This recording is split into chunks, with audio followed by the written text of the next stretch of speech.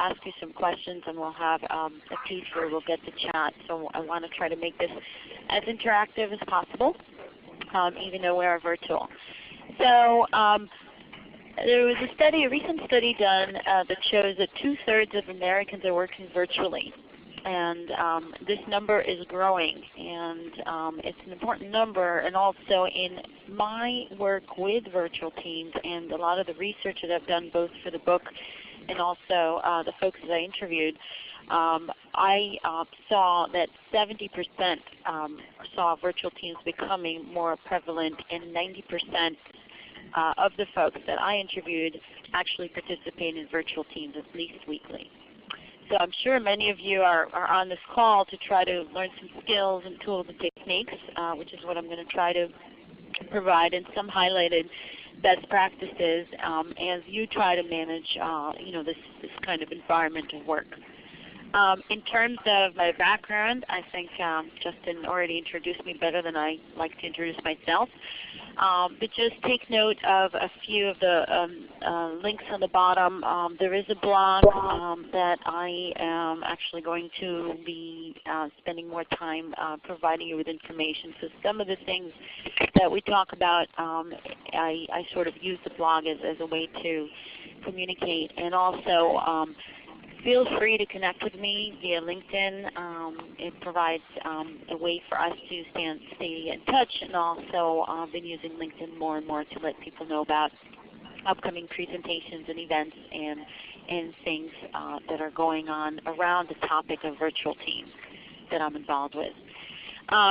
My book that was just released, A Manager's Guide to Virtual Teams, is a work of about 3 years of my life, and any of you that have ever written any piece, it was a lot of, it's quite an interesting experience, and part of the thing that I did to actually, I call it giving birth, to actually give birth to this book, was actually interview a whole bunch of managers and members globally, and found a lot of interesting information from that. Some of that is actually noted in a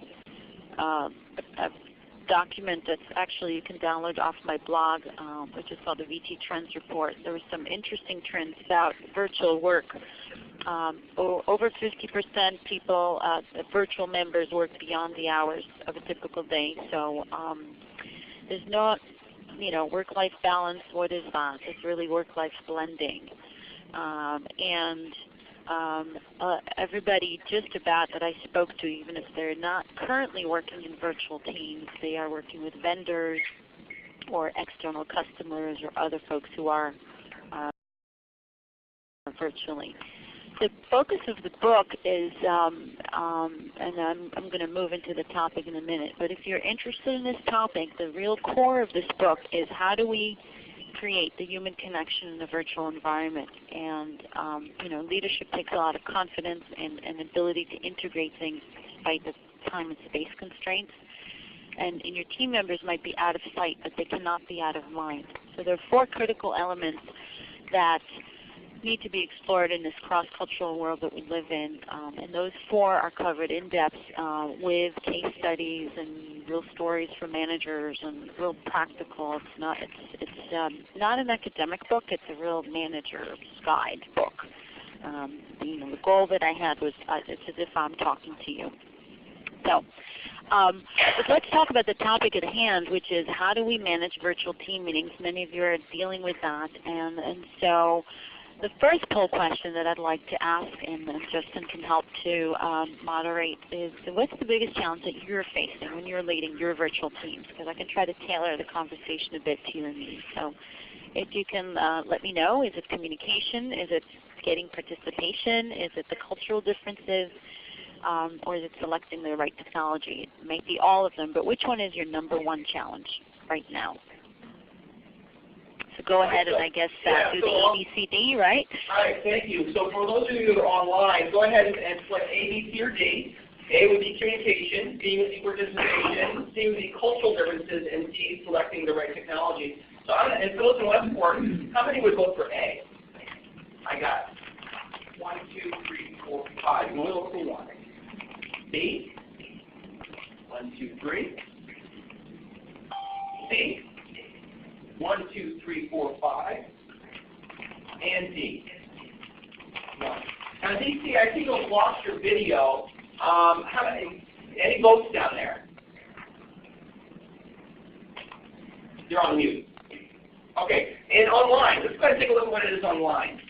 So the results here online, it seems like we have about 21% for communication, 36% for participation, and 7% for selecting the right technology. Here in Westport, you see here, I don't know percentage, we have 5 votes for communication, 3 votes for participation, 5 votes for cultural differences, and 1 vote for selecting technology. It looks like A and B are very popular. As I'm looking at the online participation, that looks like to be a current issue that I'm facing. Yeah, it's interesting. Each time I run a webinar, and I've run actually this one, it's quite a popular one about managing virtual teams and virtual team meetings.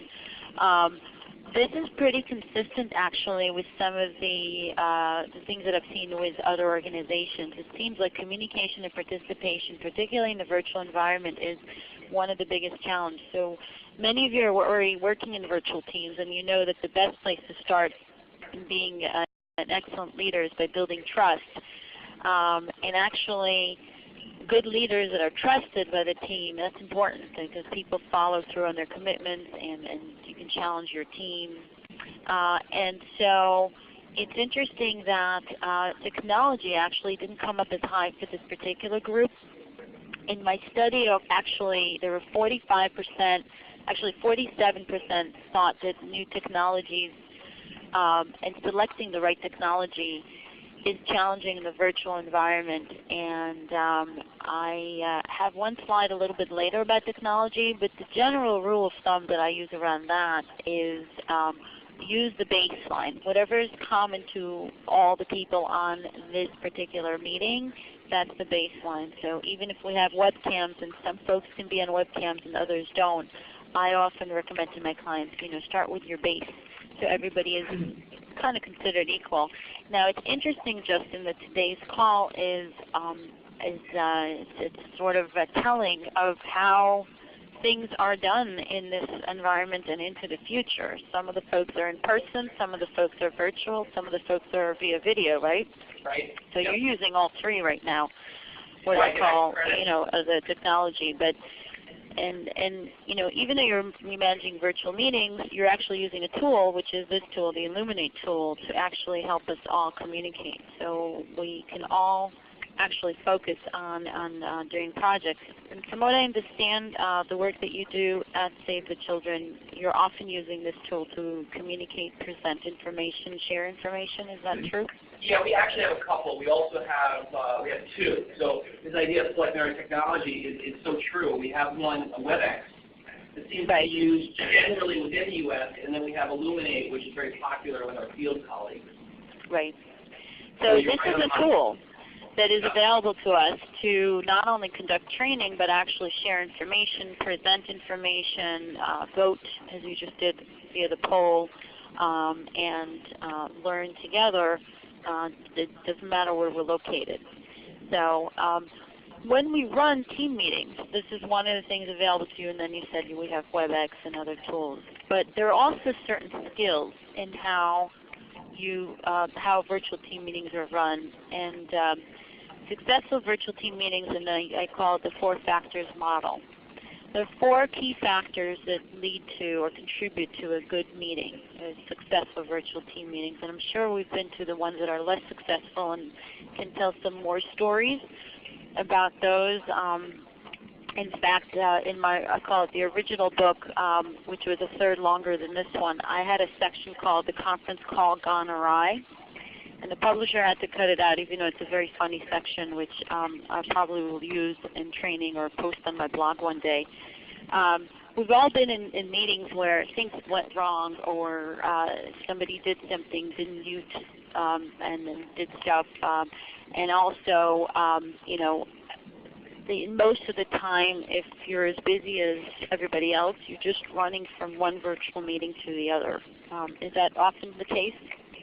You know, we get off the phone from one meeting, then we're on the next meeting, or have to run out to the field and then come back and deal with something else. So most of the time, people just jump into the call or jump into the meeting. And so the 4 factors that make it a bit better, and I'll go through each one of them and give you some tools and techniques. The first is prepare, prepare, prepare. Don't just jump in and try to wing the meeting. And because people can't see you, doesn't necessarily mean that you can just jump into the call. Some ways, before the meeting starts, it's even more important to make sure that the invitation goes out, the technology is tested.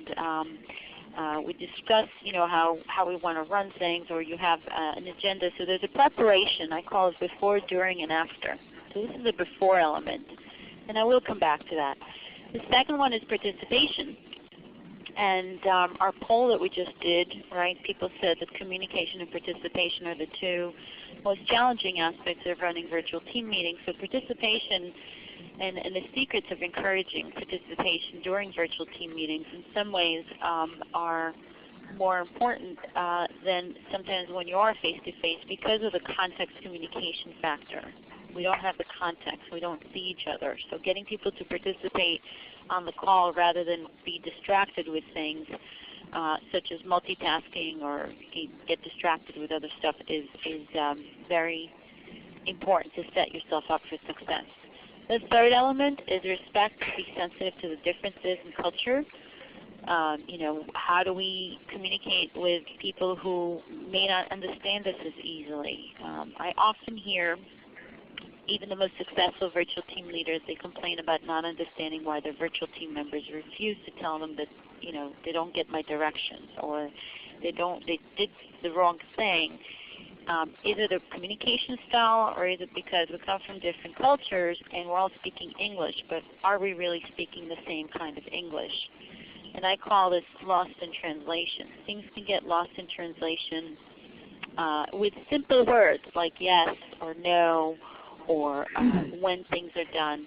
And often, respecting and being sensitive to cultural differences. And like I said, I'll come back to that. And the fourth one is follow-up. So kind of like before you want to prepare, after you want to follow up. It ends up with, everybody usually runs to the next meeting, or work is not over just because the meeting is over. And there are some simple steps that you can do to follow up what needs to happen, who is responsible, what are the considerations, so that you really almost have you and your team members aligned and prepared for the next meeting where you're going to discuss or decide on what needs to be happening next. So I'm going to start. This is what's going to guide our conversation in this webinar, is this model. And I'm going to start with the next piece, which is prepare, and try to give you techniques about each one of these 4 factors. And obviously invite you to ask questions, and we will have time at the end where I can answer general questions, but also there'll be a couple of times where we do the poll questions. So prepare. It sounds simple, right? It's not just enough to set up the virtual team meeting, whether you're using a WebEx, Illuminate, or even just a regular conference call with your team members. You do need to prepare, and you want to think about, or some of the things you want to think about before the meeting, and even if you don't have that much time, is what outcomes do you want out of this meeting? What content is required for this meeting? Don't make the assumption that everybody has the same content. Some people may have multiple responsibilities, and I'm sure that happens with Save the Children. You're running around doing many different things. So what does this particular meeting, what content we need to do, and are there special experienced members or expertise that you will need during that meeting that you want to focus on? So that's one piece. The second piece around preparation is allocating the technology you want to use. And I said a little bit about that. Don't always just use a new technology. To have it tested, like Justin and I tested today and last time, and this is smooth so far. So good job, Justin. And do any pre-training. If you do have new technologies or a new team or a new part of the organization that you're working with, actively facilitate and help members expand their thoughts, asking them to get involved in testing before you get going. If you get some of these answers when you prepare before you jump into the virtual team meeting, it will help you really be a lot more successful.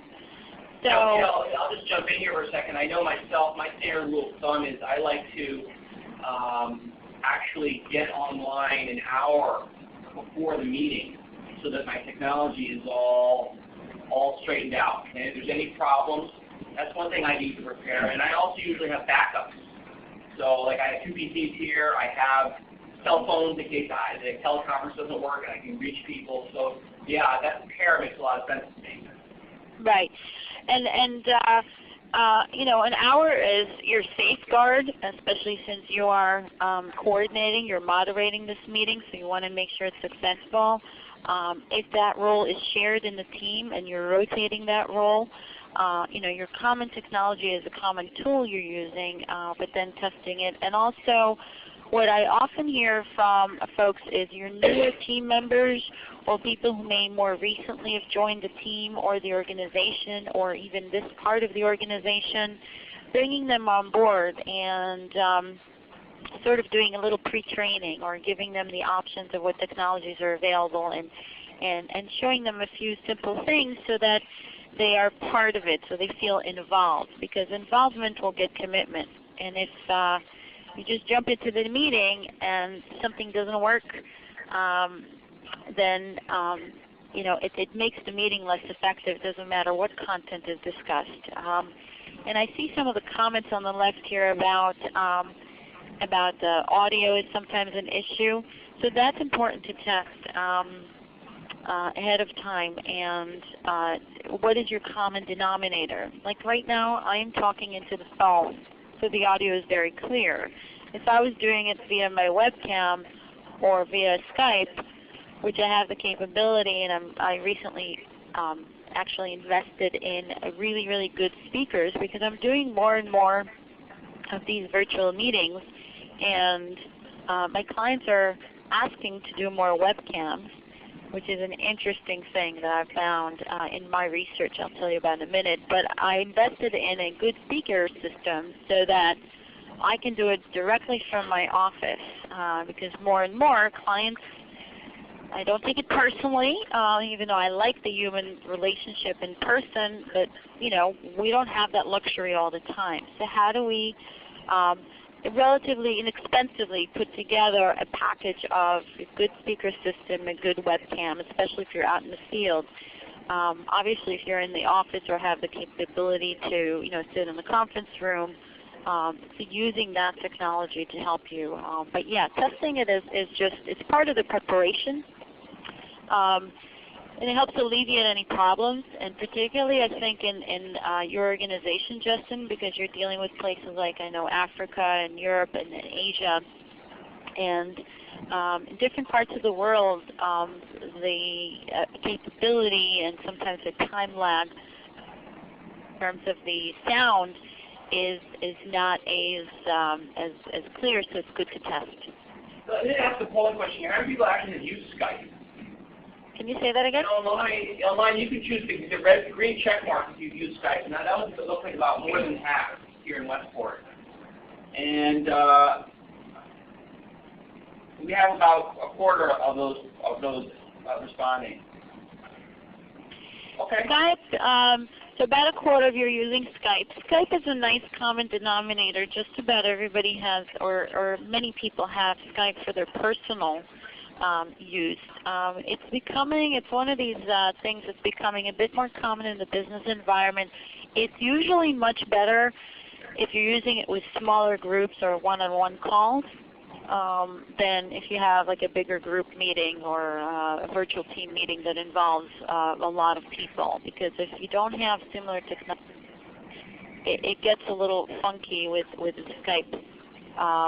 But for smaller meetings or one-on-one meetings or kind of dealing with an employee or a team member who is in another part of the world, Skype is actually becoming a common denominator. When I interviewed people for my book, there were some people I interviewed in very remote places of Asia and India and even Pakistan, and those were done via Skype. And sometimes it wasn't done just via Skype, the video, it was just via Skype, the voice, because they had access to that. So that's interesting, right? In terms of preparation, if you look at the slide, we said, in virtual team meetings they start with trust and respect, and the main considerations that you have is context communication. And I wanted to explain that framework a little bit. What is context communication? So if you and I were working together side by side, or those of you who are sitting in the conference room looking at each other right now, hopefully not checking your BlackBerry or multitasking, but looking at each other, you have context. You're able to see, are people bored? Are people happy? Are people tired? Is the person, especially when you work in an office with other folks next to you, do they seem like they're running around? Is their desk has a lot of piles on it? So that is context. It gives you a sense of what's going on with your team member. Now imagine, and you don't have to imagine, most of you are already doing that reality, that you've never met the person, but only work virtually. So maybe you talk when you have your team meetings, and then you communicate via email. Some of you might be communicating in other ways, but you're sending an email and you're saying this is urgent, and you don't hear from the person for a few hours. And maybe you call that person. Chances are that most of the time it's you're lacking context, so you don't know if the person is ignoring you, out of the office, what's going on, why are they not responding. They might be in a different time zone and you don't expect them to respond the next day, but then the next day rolls around and you don't hear. So in the virtual environment, in the world of virtual teams and meetings, sometimes this time lag can cause things to delay. So it's very important that you create context in your virtual team, and you connect that information, and you create the possibility and give people the opportunity. And some teams do it in various ways. There's 3 methods that I found most successful for understanding context and working through context communication. One is through environmental cues. One is through the medium, and one is through the relationships. And those 3 are not separate. They sort of work together. So you can create context through the environmental cues. Now, if you're not working together in the same place and you're virtual, you don't always have that. So find out or create in the team, create the habit of, what is the schedule? What is going on to the person's personal life? What is their work style? What are the person's daily habits? Some teams use a few minutes in the early part of their call to develop some team spirit through the call and understand the environmental cues or the context that the person is operating in. Some teams rotate that each time a different team member talks about their environment, and so people have a better sense. It also helps to build the positive team atmosphere, and then you can get to the actual what we need to get done. But the environmental cues that are missing, rather than make assumptions, bring them out, talk about them, talk about the schedule. Pick a question about personal life. In a tool that I've used called Team Setup, we use things like, what's your favorite movie? Where's the most interesting place you've traveled? Many of you over the years probably have been to some sort of team building workshops and things like that where you do a little icebreaker. Some of that will help you and ask the right questions so that you understand the person's environmental cues, and you share that with each other.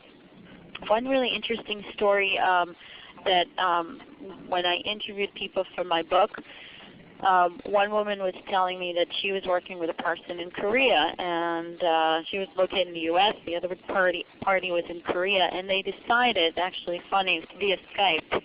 Time zones are very different. So the person in Korea moved to a new apartment So they called each other via Skype, and the person in Korea turned around the camera and showed the person in New York her apartment, and then the person in New York did the same. So they had context. They had a connection. They made a connection about, what their lifestyle, their habits, and things like that. The second one around understanding context is the medium. What is the medium you're using or you're communicating? Are you using written, which is typically email? Are you using voice, telephone? Or are you using virtual in-person video? So what medium are you using to create the context? Or what combination of mediums you're using? So right now I'm using the phone, and I am also using my computer with a presentation on it. So that's our medium at the moment, common denominator medium that we have. And the third part is through relationships. At the core of any human connection is the relationship. Virtual or not, the core of human beings has not changed in thousands of years. We're still about relationships, and nobody wants to be with a complete team of strangers. Human beings are social, and so we want to build these relationships. And it's harder to do that when we don't see each other and when we work with people we don't see. So you want to build it into your team meeting, into an element of getting to know each other, an element of building rapport, some of these ongoing social interactions, and also creating some fun. And I'll talk about that in a different slide, but also there are probably some things that you are already doing. Those of you who are successful, and actually the teams that I interviewed for my book who were more successful were the ones that found that balance of context, creating the context for communication, and also the content, what they talked about, how they ran the meeting, what goals needed to be done. So context and content together were secrets to their success. So once we have a friendly relationship with our team member, the communication obviously will happen more smoothly, and we can understand how to work together. But unfortunately, preparation doesn't stop here. If you really want an excellent virtual team meeting, you also need to get some information from your team before making some decisions. So these are some suggestions, best practices collected from some of the work that I've done with virtual teams. I want to share that with you, but I'm just going to stop for a second and just respond to this. Are you all able to hear me? I see there's some conversation online via, you can hear me or not. Or why don't you give us a smiley face? Yeah, it looks like they can hear you, and that might was an individual issue, Sophie. So why don't you continue? All right. I'll continue, and I'll try to speak louder. If you were to see me in person, I'm originally, my background, over 20 years, I was a trainer, facilitator. So I like a big room with a lot of people. I can yell into the back of the room. I have no problem with that. Might be my younger years of being a cheerleader way, way, way back. So. But unfortunately, in virtual environment, right, where I'm going to yell at the phone. So here's some guidelines on this slide for making decisions, because many of your virtual team meetings are trying to consider everybody's viewpoints and coming to some agreement or making decisions and being fully aware of what's going on at various locations. That's very important. So first thing is ask everybody for their agenda items if you want. Again, before when you prepare the meeting. Also getting people involved in the meeting will more likely get them to commit to it or involved with it once the meeting gets started. I talked about it before, what are your outcomes? What's the agenda that needs to be matching that outcome? Many times what happens is people want to do too many things in one meeting, and hopefully that's not the case for you. But match your agenda to the outcomes. At this point in time, we have an hour. What are we going to do in that hour? What decisions need to happen? What outcomes are we looking for? Ideally, we want to do 20 things. Realistically, let's try to do 7. What are these 7 items that are really most important? So what's the content that will enable those outcomes? Who needs to be notified what technology are we going to use, and then communicate the agenda, the materials, and the technology. Many teams use a sharing location or shared information. Some use online, something like Google Docs, which is, again, becoming more and more popular and more common. It's very common with some of the kids in college these days because it's something that everybody can share very easily when they do projects. It's also stepping into the business world. There are other file sharing mechanisms that organizations use, but communicating your agenda, your materials, and the information, and also doing something as simple as if you're sending it through Outlook or something, letting the person use a button that they can just add it to their calendar is a simple thing that helps to move things along for you. So it's not just creating the agenda, it's the preparation of all these elements. It will help you guide your meeting and making it more effective so you can make your decisions. So here's the next poll question. Which virtual technology do you use most often? Do you use the written? Do you use the voice? Or do you use items that are virtual in person, which would be like webcams or video cams or video conference tools? So why don't you vote on this, and let's see what we get with this group. Great. So here in Westport, how many we use maybe, what virtual technology you use the most? Written. What do you mean by written? Yale, can you clarify that? Written is using things like email, text, anything that's written, that's in writing. Text notes, some people do online chat. Voice would most commonly be the phone. And virtual in person is seeing virtual, via video, video conference, and all the tools around virtual in person. Okay, so what virtual technology do you use most? A, B, or C? Let's go for A. How many A? 1, 2, okay, you can only go one. So 1, 2, 3, 4, 5, 6, 7. Let's get everybody to vote because it's interesting. I'm always curious to know. 15 at least. How many use voice, like a teleconference? So 1, all right? So that's 1. And virtual in person, use this kind of virtual collaboration, okay? 1. All right, and online, let's take a look. DC, I'd love to hear from you if you want to take yourself off mute. So let's take a look here. So yeah, it looks like written is very popular in Yale. Here in Westport, we have 15 who use written, 1 who uses voice, and 1 virtually. In DC, we have 3 written. 3 written, okay.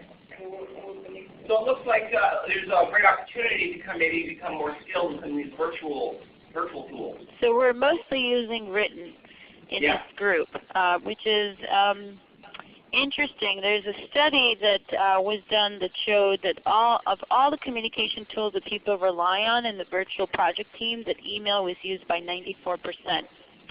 Audio conference was used by 70%, although that number is climbing up to about 75 now.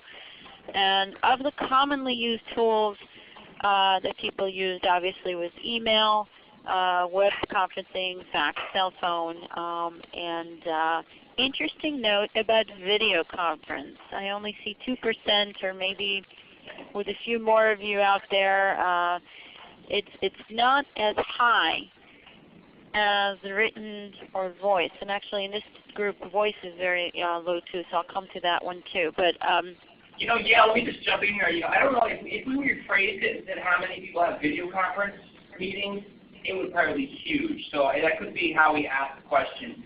Because here at David Children, we have video conference embedded, at least between Westport and Washington. It's just a fact of life. So maybe we just even take it for granted.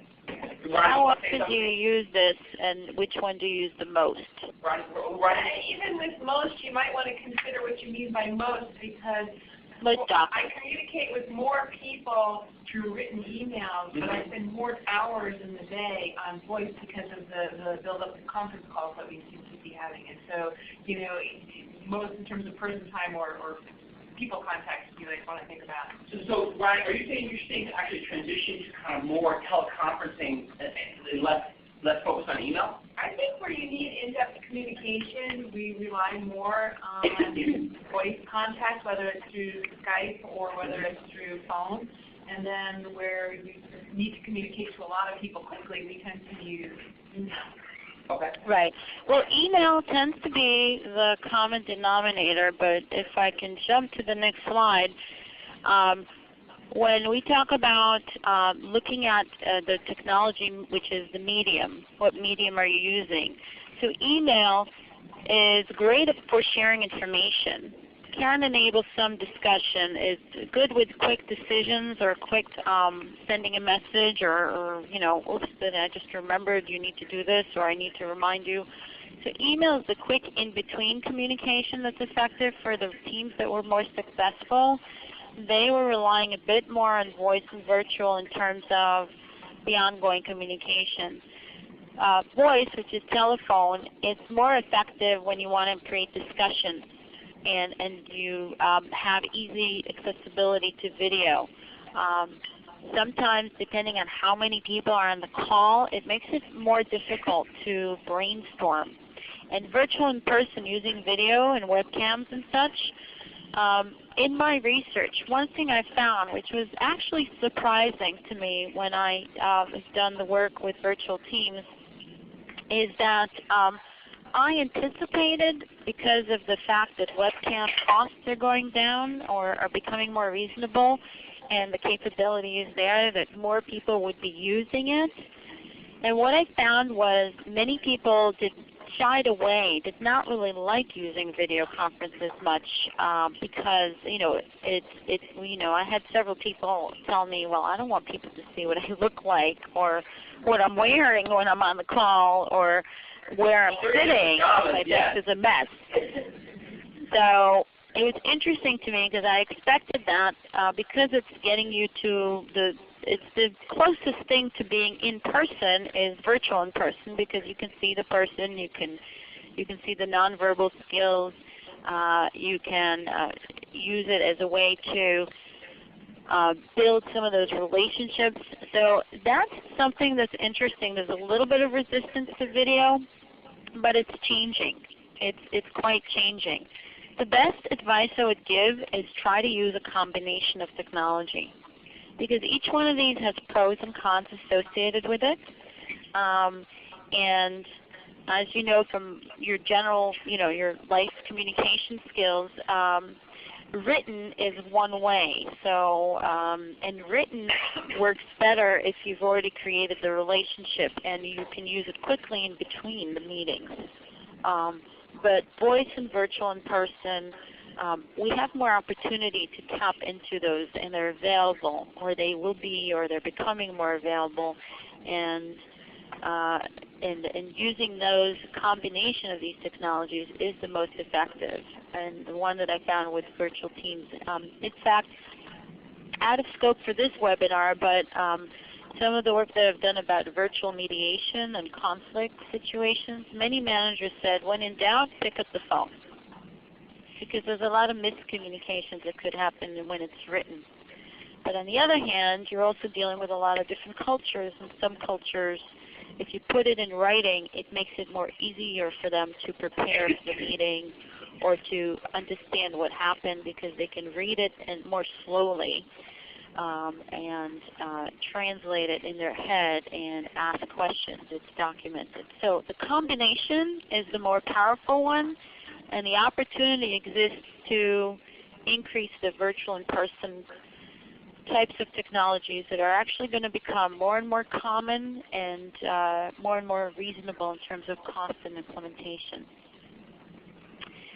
So the last piece around prepare here is obviously, you want to provide the technology, ensure everybody's comfortable, publish agenda in advance, get people at the beginning of your call to maybe ask a few questions or state the objectives, ask them to think about a question. You can also do that in advance for those folks who need a little bit more advanced thinking. In some cultures and communication style, they need a thinking time, as you know. And then have some way for you to summarize previous. So if somebody is stepping into the meeting or stepping into the team, previous decisions and content are easily accessible. So that was on prepare. It sounds like a lot, right? But it's actually, a little bit of that will actually help you a long way in terms of your contributing to a successful meeting. Once you're in the meeting, the next tip for successful virtual team meetings is encouraging participation. That was, if you recall, that first poll that we did. This is the second factor of this model, and this was came up a bit high for you. Is encouraging participation. We already said it's hard to engage people during meetings in general, and then you don't have the context communication factor. So now how do you encourage participation? How do you get people to get involved? You could ask an issue or a question, but it does require people to do a roll call. You could ask an individual, and it's a good practice to take meeting notes. You could call on the quieter team members and encourage them. So there are some various guidelines for helping your team meeting become more successful by engaging and getting people to participate. And here's some good guidelines out there sort of summarized for you for ways that everybody, so ensuring everybody knows who's on the call. If somebody enters or departs. Now, depending how big your team meetings are, this particular webinar has got about 50 people on it, plus all the other folks who are in the conference room, right, in the video. So ensuring and noting people who are in the call or involved with the meeting. Having somebody like a note taker, that role can be shared. Or that role can be rotated. Somebody to document what happened, what we discussed, what we decided. Keep an eye on your agenda and adjust it if you need to. It's a guide, it's a roadmap for you to help your meeting run along smoothly. And pause and ask for some views, or pause at some regular intervals, especially those of us from the U.S. We don't pause enough. So take a breather, ask a question. Sometimes why don't we take your advice here? And why don't we pause and say, well, what's your thoughts so far? What's in your mind? Something that Yale said that either rings true or you have a question on? Yale, I know that while you were speaking, I was thinking how much technology skills really become paramount with some of this stuff, and that can be a barrier for some people. It doesn't have to be. It really, that's why I say use technology as your common denominator. If the common denominator we have is a telephone, that's the denominator we're using. If the common denominator we have is using this tool Illuminate or using WebEx, that's the one we need to use. Where I think technology could become a little problematic is when you have new team members or people transitioning into the group, or people coming from various parts of the world, and taking a little time, maybe do some one-on-one before the meeting with them will help you and them to feel involved and encourage them to be more involved with it. The worst case scenario, I know we've all been there, is we don't prepare and then they jump on the call and then they can't hear, or they're driving somewhere, or their technology is not available. So don't look at technology as an enabler and as a tool and as your medium.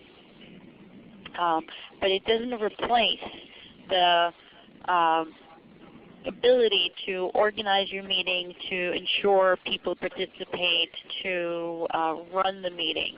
And there are good roles, just like any meeting. There's some good roles on this meeting. This agenda setting, the taking notes, the facilitation. The facilitation doesn't always have to be the team leader or the manager. Right. No, some of the better managers that I've seen, or the ones that seem to have more involved teams, actually had a practice of rotating the facilitation role so that they can be participants too. It's a good development technique too, to have people learn that skill of facilitation. Right. The key thing about encouraging participation is to help creating the sense of being in the room together. Yeah. Yeah, we have a question from Maria. Maria, I'd like to, if you're online, go ahead and speak into the teleconference. Okay, this is Alyssa in Berea, and I had a question about how to make people feel comfortable with their questions. Because of audio issues, I feel that people are reserved to speak up, afraid that they may have missed something that was already mentioned. So how to get them more involved, how to get participants to speak up, right? And to feel comfortable asking questions, that it's not going to be just something they missed, and if they did miss it, that it's okay. So if you're facilitating the meeting, the best advice I would be is slow down. And maybe, say, so far, what are your thoughts about this? Or just ask a question and take a role. Everybody kind of, so what do you think? So what do you think? And then kind of get everybody to take part, so that way you're quieter participants. Sometimes they might be quieter participants. Join in, or when you're explaining something and it might be a little complicated, or you're not sure because you're hearing the dead space, like I'm talking on the phone and here's dead space. So I don't know how you're responding. So don't jump into a new point. Slow yourself down. And sometimes some of the techniques that you would have if you and I were sitting face to face, you would see a confusion in my face, or lack of clarity, or maybe boredom, or maybe tired.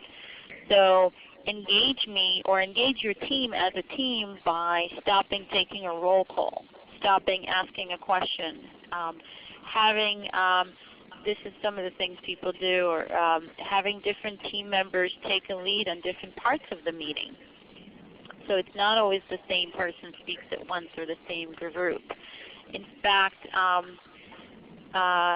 actually, I have after this poll question, I have some suggestions for you. So let's ask other folks. What are other problems that you have? And I'll actually answer your question when I talk about silent riders in a little bit. But other questions you guys have that you can answer in the chat. Sure. So so what are some of the problems you have encountered as a virtual team leader, or maybe even participant? We'll throw it out there and make it more broad. Right. So what are some problems that, I certainly will say, I've said, connecting to the technology sometimes can be an issue. At least, in Illuminate, if people use speakers and they get this echo effect, which is can be disconcerting. So that's a problem for myself. What about others?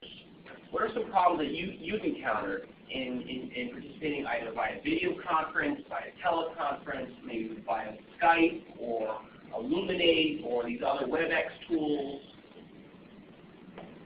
Go ahead, Ronnie. I'm not sure if you mean in the technology sense or in the virtual team. Just the virtual sense. I think it's a broad question. I actually have one of each. On the technology side, I think it's almost impossible when you have an important meeting with a number of participants if you don't have somebody dedicated to maintain the technology and the connectivity, and somebody else to facilitate. Great point. And if you need meeting notes, you could, even having a third person would really help. Yes, that's true. Facilitate and It's impossible. You're right. But in terms of virtual functioning, we're all part of teams that have people scattered all over the world. And the one thing I would say about these meetings is when the agendas are too full with presentations and one-way information, this is the only contact that teams often have. And if you don't leave enough downtime and open space for discussion, it doesn't really enhance that team functioning the way it could. And so I guess the one thing is, if this is the tool to do team building and team functioning, not to fill it with too much information and dissemination, if you know what I mean. Wonderful point. And that kind of goes to my note earlier when we talked about preparing for the meeting. What's your agenda, what outcomes you're looking for, and make sure your agenda follows your outcomes and don't try to fill up too much. If you and I were working together in person, we would have opportunities to connect and get to know each other, maybe find out about our backgrounds, our families, our hobbies, interesting places we've visited, movies we like, books we've read. Those type of connections are simply human connections. It doesn't matter what culture you come from, what part of the world you come from. We all have hobbies and interests and family and children and life. And so when we connect at the human level, it helps us also connect on the business level. So that's a very good point, not to try to jam in too much into these meetings, and allow for some time for team development, which I'll get at the latter part of this presentation. So in terms of, sometimes in meetings you have difficult participants, and sometimes, it could be interruptions, right? It could be not everybody's participating, or if you had this situation where somebody drops the call or doesn't seem to be listening, you say, "Hey, Justin," and he would say, "Well, I'm sorry, I didn't hear the question. Can you repeat that?" And sometimes the person could be really didn't hear the question. Other times, are they really there? Are they really participating? Right. An interesting note about multitasking, which we all do. So we're all guilty, I call it, because I do it myself sometimes when I'm on calls. Not today, because this is my call, so I'm actually focused on my notes and what's going on the screen. But we're all guilty of that. And some folks are better at multitasking than others. Some managers allow some multitasking during team meetings. As long as when it's the person's part to jump in, they jump in when it's their part. Now this is where the interesting thing is, it will help you to handle all these different participants if you create your own team code. And I didn't talk about it earlier. I do talk about it in my book, and I've found that, and I've helped teams do this, but you can also do this yourself. You don't necessarily need to bring an outside facilitator. What is your code? How do you operate? What is the expectation of response time? What to do if? If I send you an email, what's the response time? What is, when we meet in the meeting, is it okay to multitask? Is it not okay? What's the code of behavior on this team? And you can do this at the beginning when you're setting up your team. You can also take stock and sort of reflect and use an opportunity or part of one of your meetings to set up, let's create a code that we're all in agreement with, so that if we break the code, we have the code. So is the expectation that everybody participates all the time?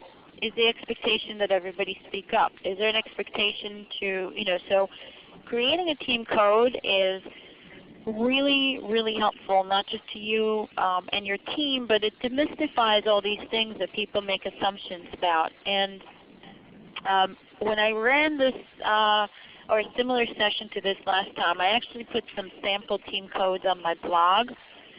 And it's not the latest blog, but it's a couple of, about a month or 2 or 3 ago. If you go to my blog, www.aim-strategies.com/blog, look at the sample team codes that I included in there around how other teams or how sample teams can do this. But the idea is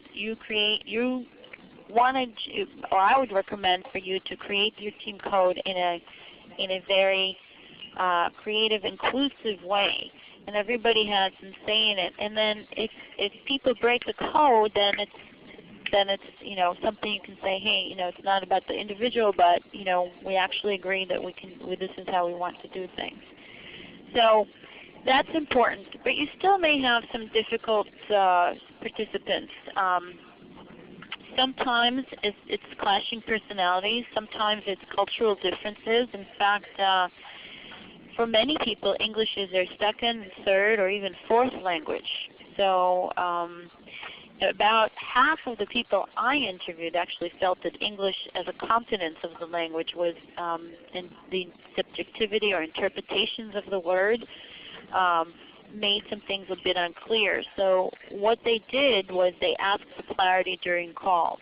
And sometimes if you, and you need to be aware of the cultural differences, sometimes it might be embarrassing to ask an individual in front of everybody else on the call. So maybe offline you can do that, or if it's shared where everybody participates on a role basis, makes it a little bit easier for you to handle. And also some teams have in their code, their team code, how do we handle situations where, how do we deal with, what to do if, and using that as a way to kind of not anticipate but agree how we want to handle people who drop off, how we want to handle a participant that is unavailable or not on the call, keep them connected to the team. Then you have these other challenges involved with, that you want to keep in mind, the time zones. We kind of talked about webcams. You can create a team code for how webcams are used or not. Your meeting durations, stay on track. Don't try to do too much, as you said earlier, but keep your structure of your meeting. Keep your agenda and get some feedback. You are working on a virtual team, and feedback becomes even sometimes more important than it usually is because you can't see your teammates. The meeting minutes, the follow-ups should be done as soon as possible so that you don't lose the momentum. And then if you have some difficulties in the team itself, it's better to try to address them right away so they don't escalate. Because in the virtual environment, many times conflict situations or challenges in teams are become avoiding response, and then it becomes an email war. You don't want to get into those type of situations. So consider your time zones, ensure there's action, make sure you have some feedback, and stick to your topic. The next part is respecting differences, and what's acceptable in America might not be the cultural norm in China. So placing some more emphasis on understanding differences and using them to make your team stronger and more successful. In some ways, I feel that talking to you today at Save the Children, this is something that you're very familiar with, probably experience all the time, and probably are using as best you can. But in general, all teams are becoming globally increasingly cultural diverse, and so you are bound to have some team dynamics that some might be from cultural backgrounds, some could just be dynamics of differences in styles. Interesting in my work around virtual teams, the most common difficulty I said earlier was English, translated to English.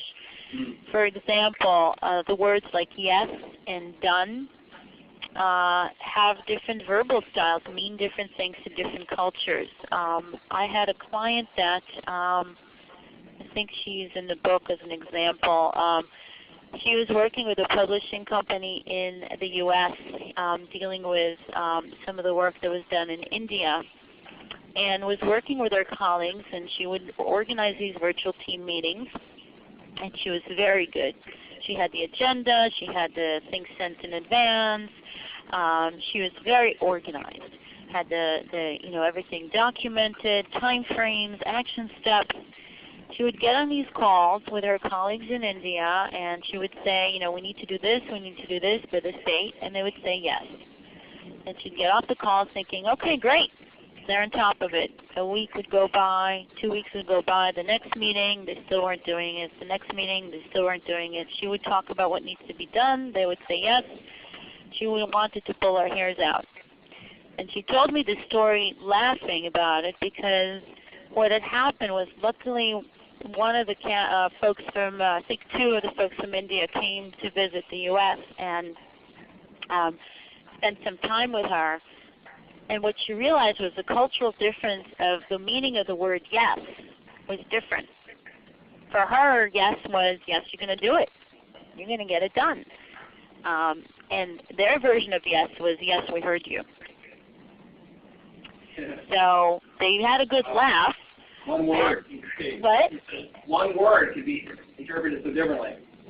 Yeah, you'd be surprised how words have different meanings, even though you think, like the word done. Is it really done?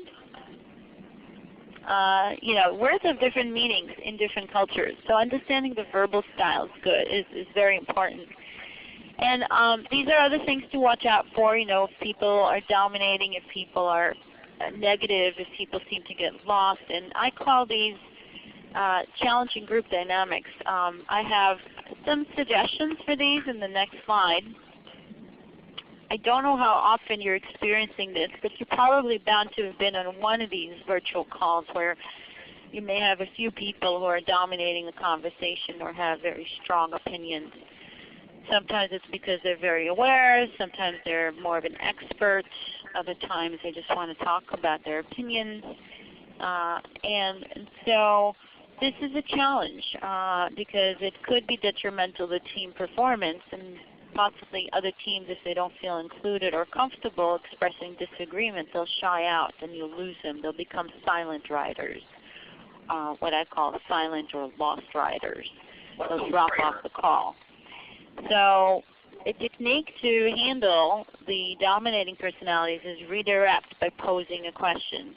Give feedback to individuals, best to do after the meeting. Share other pieces that could be relevant.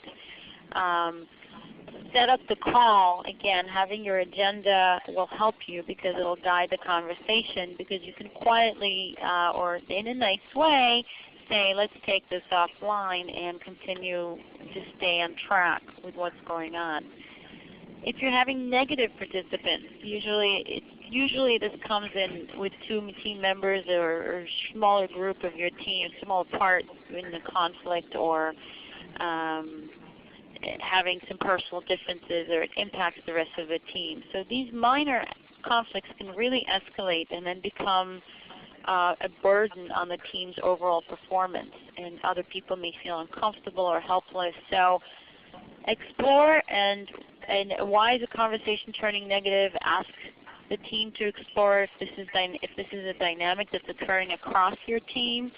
And again, if it's not appropriate to do after the call, during the call, then obviously after the call. Your silent riders, possibly ask them to lead a concept or lead an idea.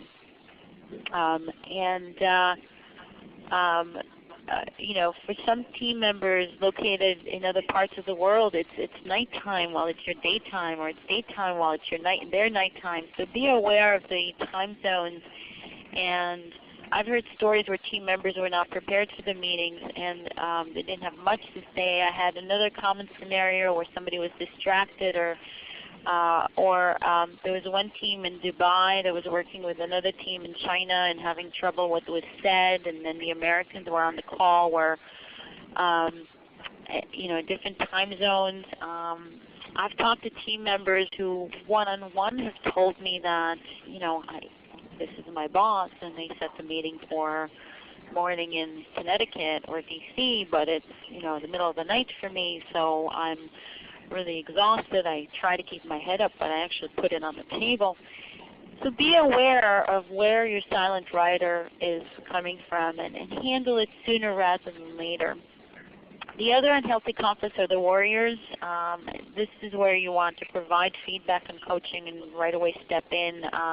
Warriors are kind of like in a traditional workplace. You may have a conflict, or there might be a conflict of personalities or conflict of interest. In my work with virtual teams, 93% of the virtual team managers and members said that they would just step in when they had an unhealthy conflict to just break it down and have a conversation, and sometimes mediate over the phone with the 2 team members who were not appropriate, or take it offline and then coach and provide feedback. And then the absentees, or the drop-offs, these are the members that might be doing this, doing that, not always available, not always around. So connect with them, explore what's going on. It could indicate various things. Don't make any assumptions. Try to read into it. Try to troubleshoot it.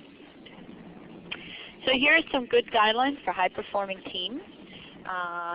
To encourage high performance and keep projects on task, and make sure you have some good meetings, and things are, when they're overdue, you call them up, you check up on your team, you keep your team together.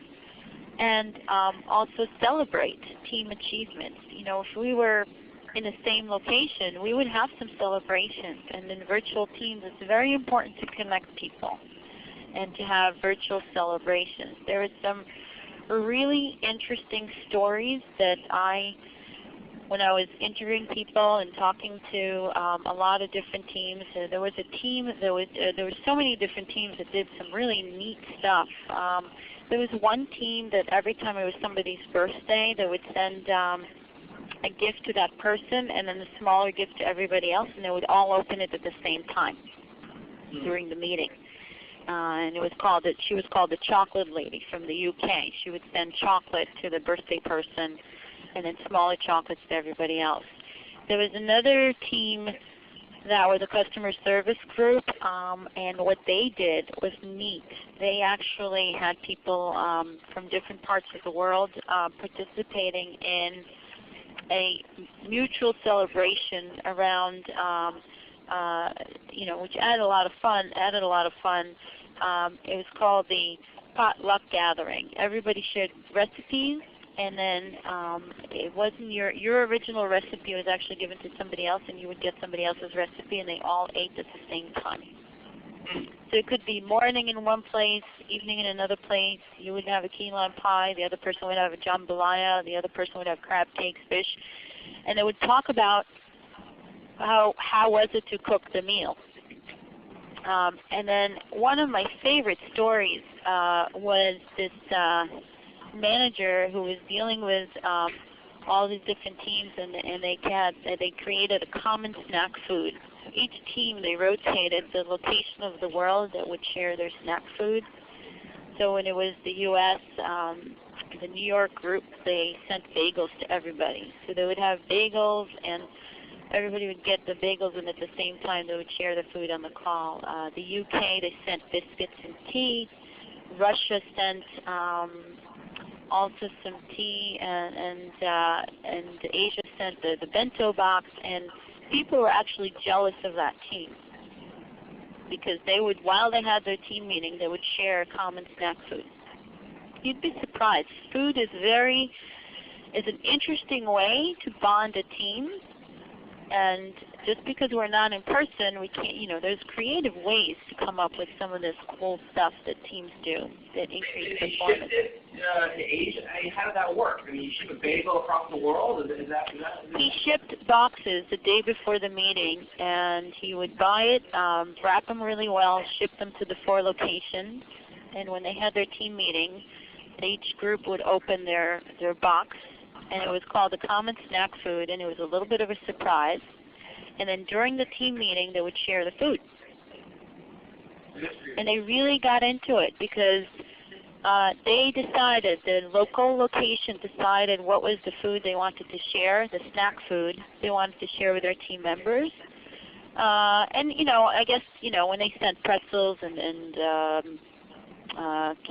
they sent some candy, they sent some tea, but the idea was everybody was eating together and commenting on the food and then having their meeting.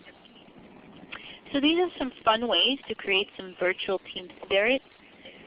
Very creative. And as I said, some of the more interesting teams I interviewed were doing this stuff, and when I interviewed this particular common snack food team leader, the manager, I interviewed him, he actually said that other teams were jealous of their team because they're getting a box like a surprise, and there would be a little note, and there would be some interesting food for the next meeting. Well, people love food. Just some food for thought before lunch, right? So these are some good techniques for good meeting guidelines. With using nominal group technique is actually a technique it's a method to get everybody to vote and to differentiate the vote. Using things like a whiteboard, verify your agenda, apply the round robin technique, which we talked about. The other thing is the relationships. Relationships. It's like real estate, location. Relationships. Human beings are still about relationships. So kind of like what I just told you about the the common snack food, creating a virtual cafe, simulating this water cooler conversations that you would have if you and I were walking down the street having coffee together. In the work and the study that was done with virtual team members, 84% never met their team. But yet when they met, even try to meet once a year, they use that time to build a relationship. So that's kind of changing a little bit the face of the way things are done. I don't know how many of your teams are meeting, but if you even have the opportunity to once a year, use that time you meet wisely, not just to talk about the weather and go out to dinner. Of course, that's nice. Use that time to really develop their relationship. So that's impacting a little bit of the training. You know, it's really about encouraging your team to build relationships. So I have the last poll question. Where do you think your team rates on building relationships? Your own team. All right. So in online, we had A, B, or C. A would be high, B would be medium, and C would be low. And in Westport, DC here, I'll go ahead and poll. You know, think about the times when you've been on a virtual team. You participated maybe on a virtual conference or teleconference with some people. How would you relate your relationship with those people? All right, high, medium, or low? All right, so why don't we start with high? How many people would rate that they have really good relationships with some of their virtual team members? Okay, 1, okay, 2, got 2 here in DC. All right, how about a medium? 1, 2, 3, 4, 5, 6. 6. And in low, or don't know. Okay. 1. And how do we do online? All right. All right. Okay. Looks like there's a large number of people that kind of have a medium relationship. So it looks like there's an opportunity there. Here in Westport, we have 2 for high, 6 for medium, and 1 for low. So we're more in the medium kind of place. Some things are working well, and some things could be improved, which is typical what I see in terms of this stuff and in terms of virtual team meetings. So here's some suggestions for you to build relationships. And these are some water cooler type of interactions that you can do to get to know each other during meetings. You can have, and if you like any of these ideas, you can jot them down. You can even follow up with me following this call. I'll give you my email and I can provide you some suggestions. But a lot of these are simple. You know, it's building relationships. So maybe a welcome party with a new person joins the call, pass their bio so everybody can learn about each other, setting up a get-to-know-you virtual gathering. So not every meeting just has to be about getting things done, a little bit about get-to-know-you. Some teams establish team website or profiles of members or have people's pictures or even do some internal Facebook or Facebook groups. But finding a forum for your team members to create some social networks, share updates, even do quizzes or share opinions on an ongoing basis. Build rapport during meetings. You can do things that are very simple, like have a 5-minute check-in conversation at the beginning or at the end of the call for social interaction. You know, those first few minutes, if you keep waiting for everybody to join, use those first few minutes for whoever is there and ready to have some check-in conversations. Other things that are really great are assigning break buddies or sharing or rotating calls around time zones so it never falls on one inconvenient time for one party. Create some ongoing social interactions. You don't have to be as fancy as the Common Snacks Food team, but getting some ways to socially interact, ask people about their families or pets, have some colleagues take you a virtual tour of their apartments or their house. Reach out to any teammates you haven't heard from in a while. Here's another idea. It was the virtual surprise birthday party. There was one team member on a team that the colleague was in London, and she arranged for the local members in that office to give, even though they didn't work with his colleague directly because she was working virtually with a team in the U.S. So she arranged for the virtual local members to bring her cake and flowers right during the call. And she said that so while the virtual call was going on, the person in London, all of a sudden the door opened in London, the cake and flowers appeared, and the person was so happy. And even the managing director stopped and offered to wish her happy birthday. They took pictures, they posted it. It was like the party that everybody talked about, and they called it the virtual surprise party. Right. So adding some fun, if you haven't noticed, does connect people and allow us to build those relationships. Why don't we, I'd like to just, before we move to the last section, I'd like to just pause here, and if you guys have any ideas, what, in teams that you've had and participated virtually, what are some things that you've done that help build relationships? Or what's something that someone else has done that really connected with you? That's a great question. What have you seen work for you or in your organization? Sure. I'm curious.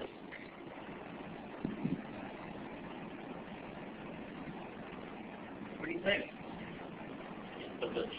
What? That's a difficult question to answer. Oh, it's a difficult question? Yeah. So, I have UK colleagues that I participate with, and typically we'll joke about current events, and that kind of breaks the ice. And I talk about maybe something that I know about their interests. What do you do? Basically, when I'm on those conference calls, virtual meetings, we talk about how things are going. Basically, talking about the weather, how the weather is there. Is it raining? Is it really chilly there? Yeah, I think Yale was talking about that context, right? The contextualizing where you guys are. That's really key. Yeah, go ahead. I had a colleague on my team based in Dubai. Yeah. And for a couple of weeks, I tried to reach out to her personally to build our relationship and let her know that she had any questions about Sage, Sure. that I could answer them. So I tried to kind of go the extra mile to help her. And I think that Connecting outside the virtual meeting, yeah. Great. Okay. I know also someone UK colleagues, it actually come to my house, or I've gone to, and when I went to visit them, they took me out. In one case, she took me to to London, took me around town, showed me all of her personal friends. It was really touching. She just opened up her life to me, and that was really key. And we had this ongoing relationship. Professional. And once that happened, Justin, how was the relationship afterwards? When you emailed her, when you talked to her? This winter jacket, this bomber jacket for my son. She came. He still wears this favorite jacket. So every time he puts it on, I'm thinking, what a great thing she did. So yeah, it really helped. And we had some difficulties. I think it was that some of that relationship building really helped us get through some difficult things. As you guys know, with the transitions that we've had, it gets difficult. So yes, it's very true. Yeah, and it's the small stuff sometimes. Last semester, not over the summer, the spring, when I was teaching at NYU, I had a student who was attending my class on virtual teams, and all his work was virtual. He was doing some healthcare kind of analysis, and he said, and this truly happened to him, he was standing in line for a concert, and he was standing with a friend of his, and behind him there were a couple of ladies talking about something that related to his company, and his ear picked up some of the names because they're related to his company. And then he then turned around and said to the woman, "Do you work at such and such organization?" And she said, "Yes." And he said, "So do I." And he said, and she said, "What's your name?" And he told her her name, and she said, "You sound very familiar." And he said, "Yes, because I sent you an email." And they had a great laugh. Yeah. They were standing in line at the concert, and then when he got back and they wrote to each other via email, they were like virtual buddies, and they were laughing about being virtual buddies now that they met in person. Sure. So I asked him the question that I often ask around this, which is, so how does that experience help to build a relationship afterwards? And he said that from now on they've been emailing each other. It's a little easier. It's lighter. It's more comfortable. it flows. So the relationships are important.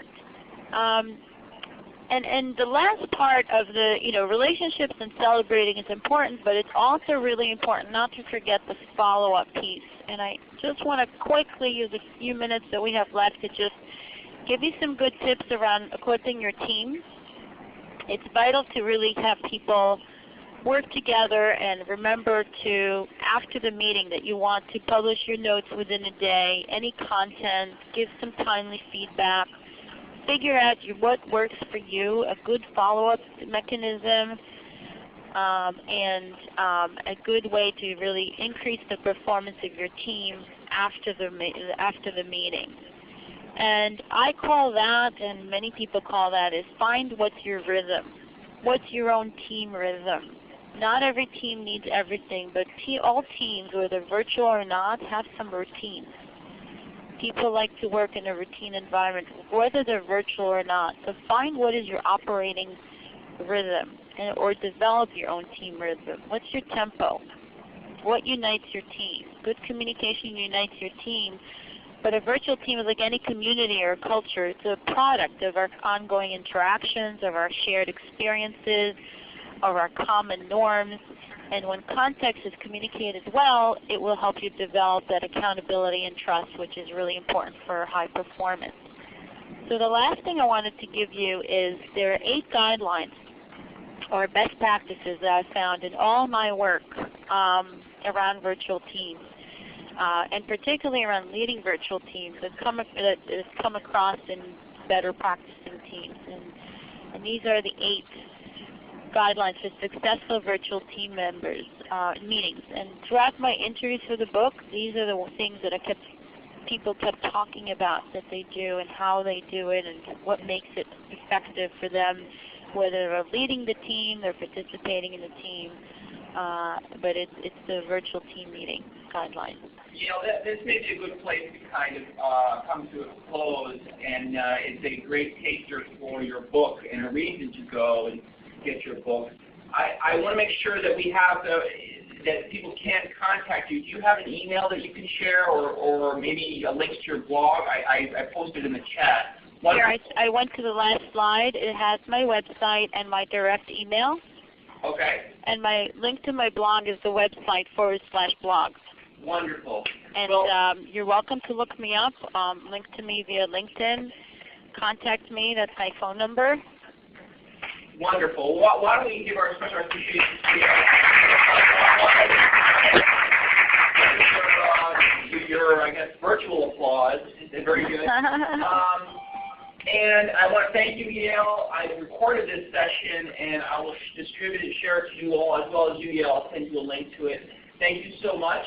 And, you're welcome. And if anybody has particular questions or a challenge that you're experiencing that may not have been answered in this conversation, I'm happy to continue it virtually with you. Wonderful. Once again, thank you so much, Yael. You're welcome. Good luck with the book.